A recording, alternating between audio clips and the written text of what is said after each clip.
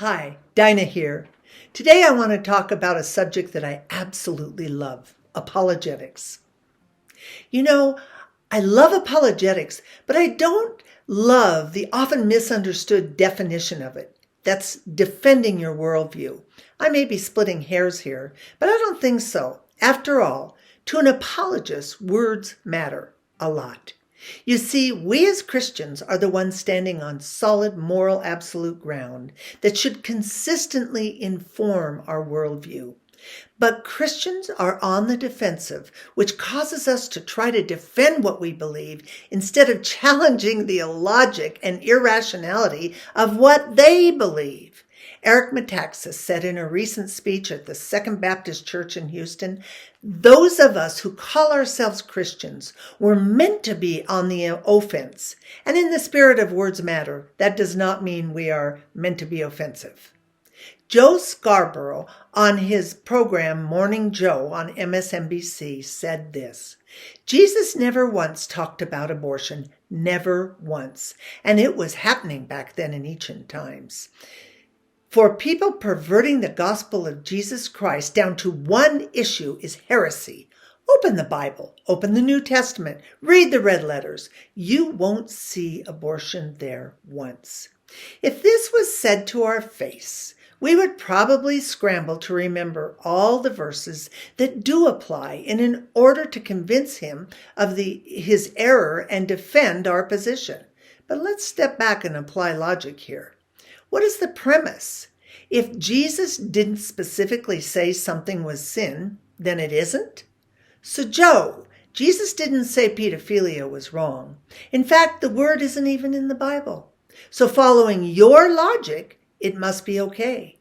And what about spousal abuse? Nope, Jesus never said it was wrong. So you must be right. Or slavery, no mention of it. Again, based on your logic, you must believe slavery is right. In fact, you must think a whole lot of awful, terrible things are okay, Joe, because Jesus never mentioned them. I remember Chuck Colson share about a time he was speaking to a principal of a school who was bemoaning religious zealots who were trying to bring their morals into the public schools. God has no place in schools, he said. Later in the conversation, the principal was going on about how students these days are so dishonest, they steal everything. Colson didn't miss a beat. He said, maybe you should hang a sign in the classroom that says, "Thou shalt not steal." The principal wanted the moral values without the morals giver. When you unhook morals from God, morals just become ideas that can be changed or modified depending on who holds them and their whims and circumstances. Years ago, I was talking to my older brother about abortion. He made the classic statement, I have no right to say what's right or wrong for someone else. While it sounds good, it is an impossible position to live out. Later on in the conversation, he was angrily going on about how a kid had come onto his front porch and stolen his son's bike.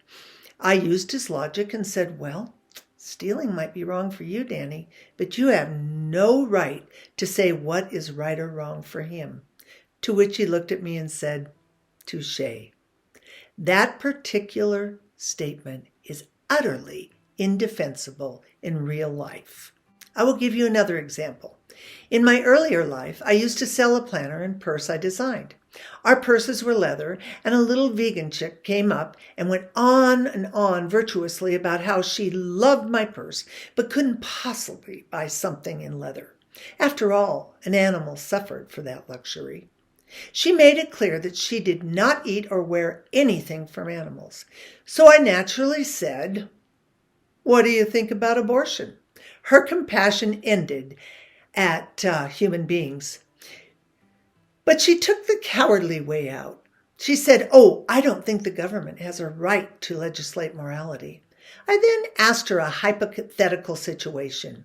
If you could convince the lawmakers to make all consumption of animals illegal for every American, would you support it? A very enthusiastic yes followed. I looked at her dead in the eye and I said, "So you have no problem with the government imposing your morality on all Americans, even against their will? Is this what you mean?" You see, her opinion, her idea was utterly inconsistent with reality. This isn't about winning arguments. It's about making people who make ludicrous statements that are prevalent in this postmodern chaos defend their position. First, we have to understand not just what we believe in issue by issue, like an issue smorgasbord, but we must understand why we believe what we believe fundamentally. And it should be a cohesive worldview, each issue consistent with biblical principles.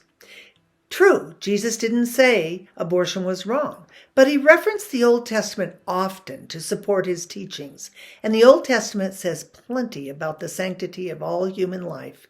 It goes without saying that the preborn baby is under this umbrella. "Thou shalt not kill" is the overarching principle. Also, the positive side of that is Psalm 139:13 through 16. "You have formed me in my innermost being.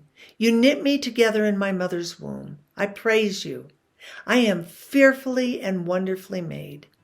Marvelous are your works, and I know this very well. My frame is not hidden from you when I was made in secret, when I was woven together in the depths of the earth. Your eyes saw my unformed body. All my days were written in your book and ordained for me before one of them came to be." If I had quoted this passage to Joe, I doubt it would have made a difference. However, if I used his logic to ask him if he supports pedophilia, wife abuse, or slavery, he would have had a hard time getting out of it because he defined the terms of his illogic. Once you understand a cohesive worldview, you are then able to assess a person's statement in light of reality. So many statements like, "You have no right to force your morals on others," simply don't work in real life. The minute they make a statement about anything moral, anything they deem right or wrong, they are forcing their morals on you.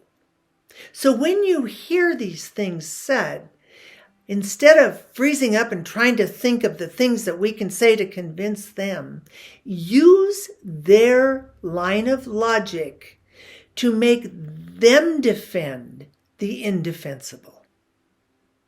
Now, this is going to wrap it up for this section, but I have one more video and it's about talking to atheists, so join me.